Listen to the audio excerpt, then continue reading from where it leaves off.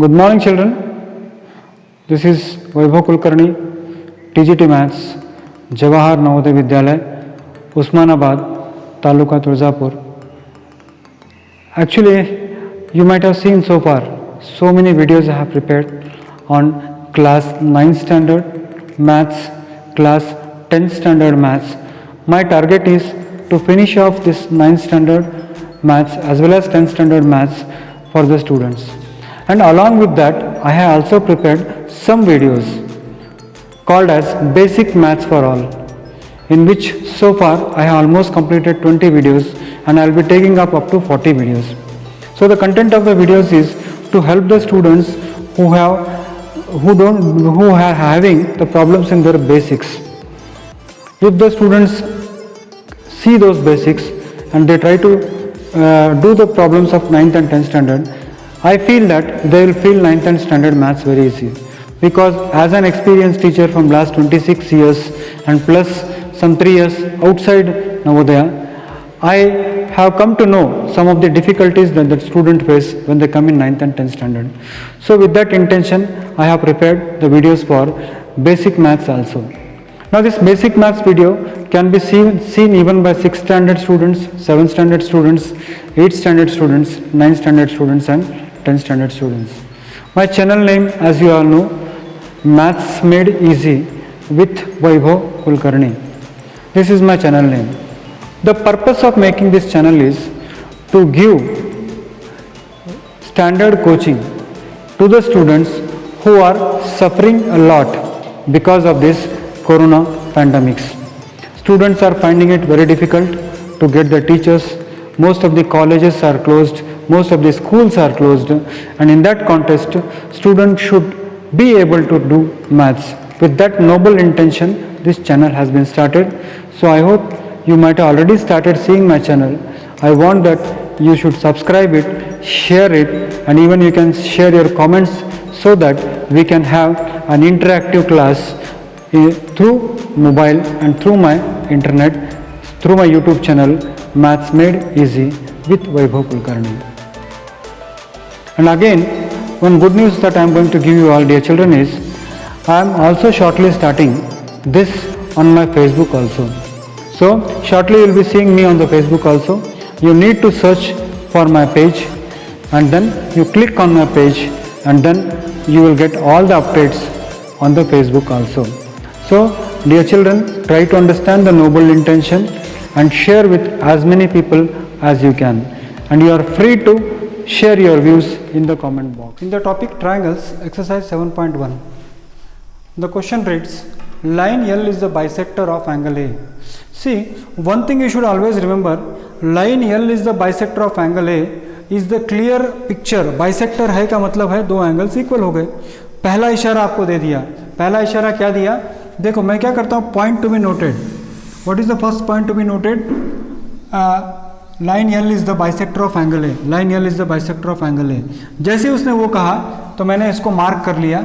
Sir ये वाला angle, ये वाला एंगल, ये वाला एंगल के बराबर है. इशारा आपको मैंने बताया कि पूरा ज्योमेट्री के अंदर आपको इशारा दिया जाएगा, आपको समझदार बनना है. दूसरा इशारा आपको क्या दिया है? B is any point on BP and on line L, BP and BQ are perpendicular. बच्चों दूसरा इशारा है. परपेंडिकुलर जैसे ही वो बोल देंगे आपको समझ में आना चाहिए कि एंगल 90 है. तो मैंने second point to be noted. First point क्या उन्होंने बताया था? L is the bisector of angle A. जैसे आपने क्या कहा मैंने क्या समझा? You said L is the bisector of angle A. I understood that angle BAQ is equal to BAP. You said that BP and BQ are perpendiculars. I understood that BQ is equal to BPA is equal to 90 degree. So what you said and what I understand, if there is a matching between them, then the problem is perfectly solved. What is given and how you have to interpret, that is the way, that is the easy way. If it is said that L is the bisector of angle A, then you should interpret it as he wants to say that BAQ and BAP are equal. If he says that these two are perpendicular, he wants to say that these two are 90. So children, what has happened is two things are already given. ये दो triangle के अंदर ये angle इसके बराबर है, ये 90 है, तो दो एंगल्स तो इक्वल हो गए बच्चों. या तो अब तीसरा एंगल इक्वल, हमें तीसरा कौन ढूंढना है. और आप तो मुझे दिख रहा है आपके चेहरे पे मुस्कान कि आप ऑलरेडी समझ चुके हैं। सर इतना बड़ा ए बी कॉमन है ना, वही तो मैं आपसे कहना चाहता हूँ। तो ये दोनों इक्वल कंडीशन उन्होंने दे दिया। मैं आपसे यही कहूँगा कि A B is equal to A B अगर होगा बच्चों तो ये हो जाएगा कॉमन साइड। क्या होगा बच्चों? कॉमन हो जाएगा। तो अगर ये तीन बातें अगर आपके समझ में आ गई कि सर ये एंगल इसके बराबर है, ये एंगल इसके बराबर है, ये साइड कॉमन है, तो मैं कह सकता हूँ from equation 1, 2 and 3 triangle B Q A और ट्रायंगल बी पी ए दोनों क्या हो गए? कॉन्ग्रुएंट हो गए। कौन सा कॉन्ग्रुएंसी रूल यूज़ किया? थोड़ा यहाँ ध्यान देना, आप लोग गलती करते हो। Angle angle angle angle non including side, जहाँ पर एंगल नहीं है वो वाला साइड, यानी कॉन्ग्रुएंसी कौन सा होगा? एंगल एंगल साइड आस वाला कॉन्ग्रुएंसी होगा। तो फर्स्ट पार्ट ऑलरेडी सॉल्व हो गया। What is the first part? A P B congruent to A Q B. Second part है सर बी पी और बी क्यू के बारे में इक्वी डिस्टेंट होगा क्या? सिंपल है बच्चों, अगर ये दो ट्राइंगल्स कॉन्ग्रुएंट होंगे तो बाकी के सारे एलिमेंट्स ऑटोमेटिकली इक्वल होंगे। यानी मेरा कहने का मतलब ये है कि ये साइड और ये साइड इक्वल हो जाएगा। यानी मैं ऐसे कहूँगा कि बी क्यू इक्वल टू क्या होगा? B P. और कारण मुझे लिखना पड़ेगा सी पी सी टी सी। क्या है C P C T C? Yes, congruent part of congruent triangle criteria. तो फर्स्ट पार्ट प्रूफ हो गया। तो देखिए कितना सिंपल प्रूफ है। वैसे तो ओरली कोई भी बता सकता है सर ये और ये इक्वल है सर, और ये साइड इक्वल, ये कॉमन साइड है सर, तो कॉन्ग्रुएंट हो गया। मगर ओरल आप करोगे तो एग्जाम में मार्क्स आपको कुछ नहीं मिलेंगे।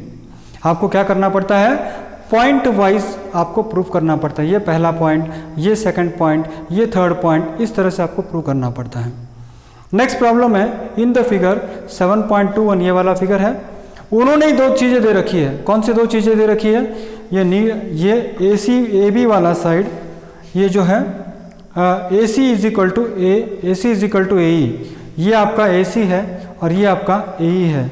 तो मैंने वही लिखा है जो उन्होंने दे रखा है। जो बातें वो कह रहा है पहले तो मैं उसको नोट कर लेता हूँ। आप कह रहे हो ए सी इक्वल टू ए ई है, हम बड़े विनम्रता से उसको हम एक्सेप्ट कर रहे हैं। आप कह रहे हो B A D equal to E A C है, तो हम भी बड़े विनम्रतापूर्वक हमने ये एक्सेप्ट कर लिया कि आपने जो कुछ भी कहा उसको मैंने यहाँ पर क्या लिखा? गिवन लिखता हूँ। क्यों इक्वल है? ये मेरी मर्जी से नहीं है, इसको बार बार मुझे लिखना पड़ेगा।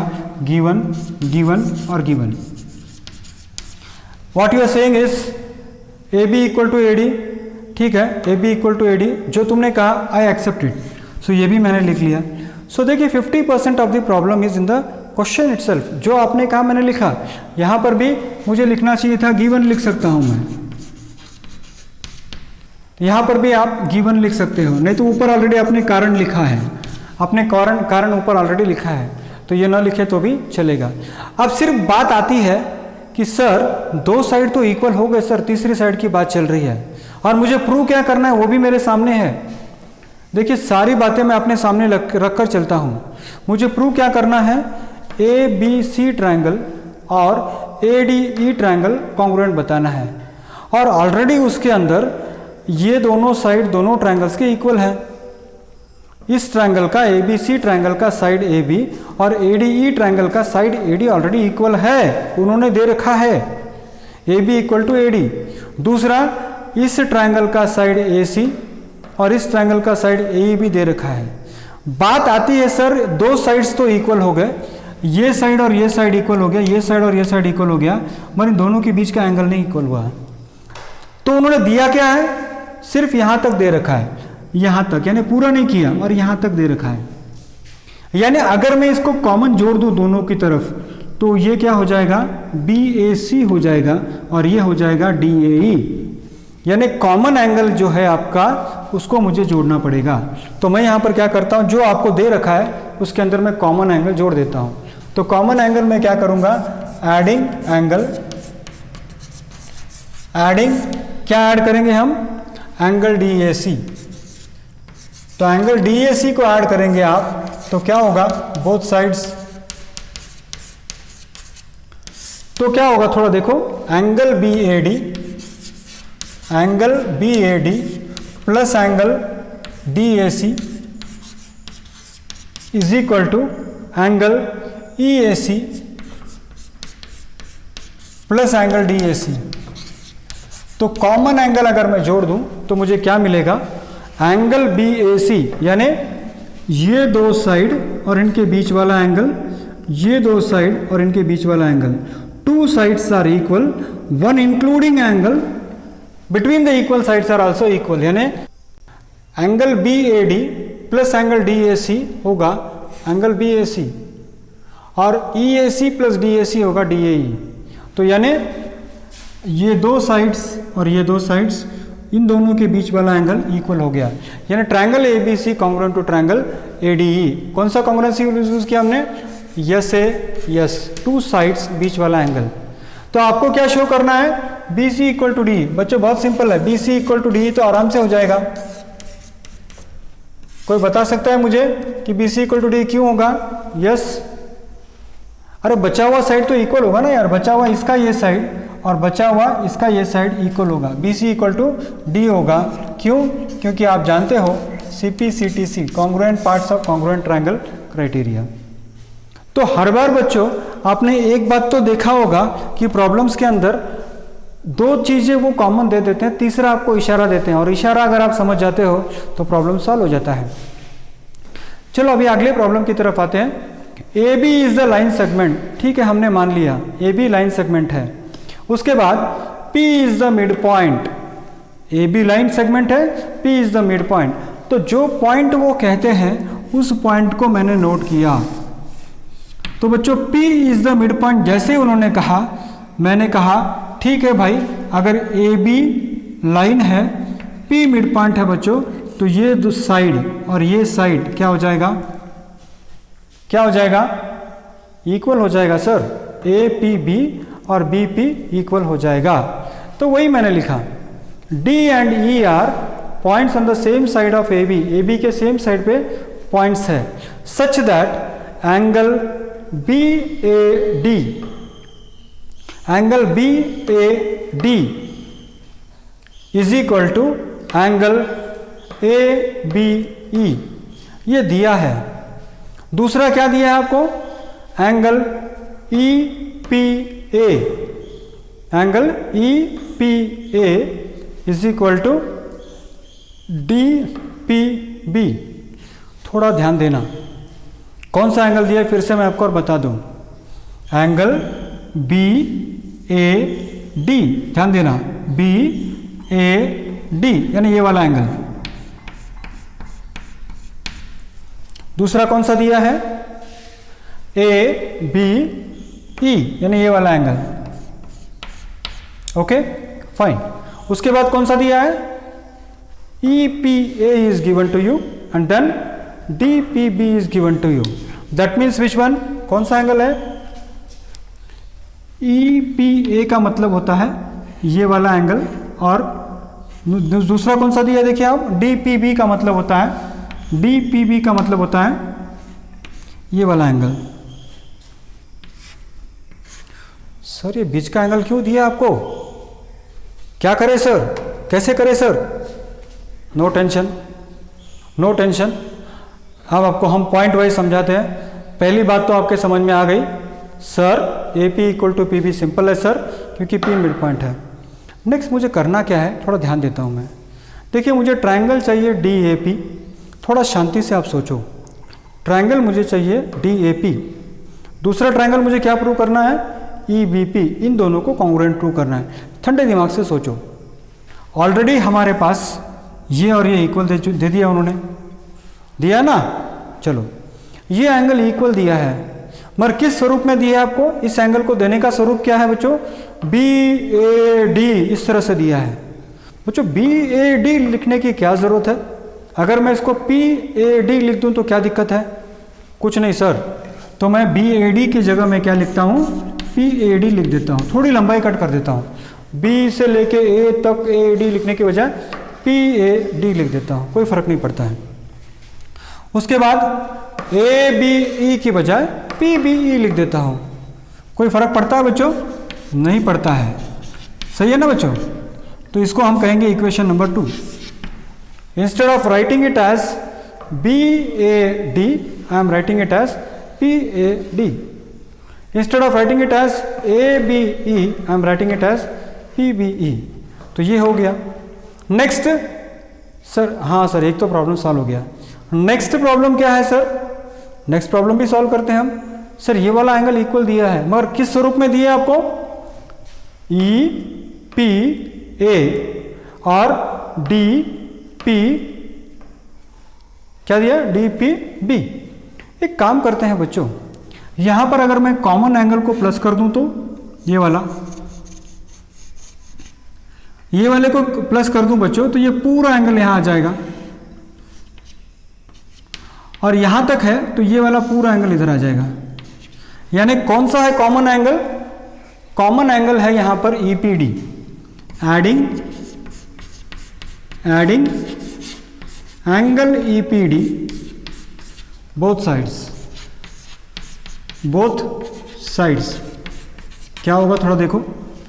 Angle EPA plus angle EPD, angle EPD और is equal to angle DPB plus angle EPD. तो बच्चों इस एंगल के साथ ये एंगल जुड़ गया तो कौन सा एंगल बन जाएगा?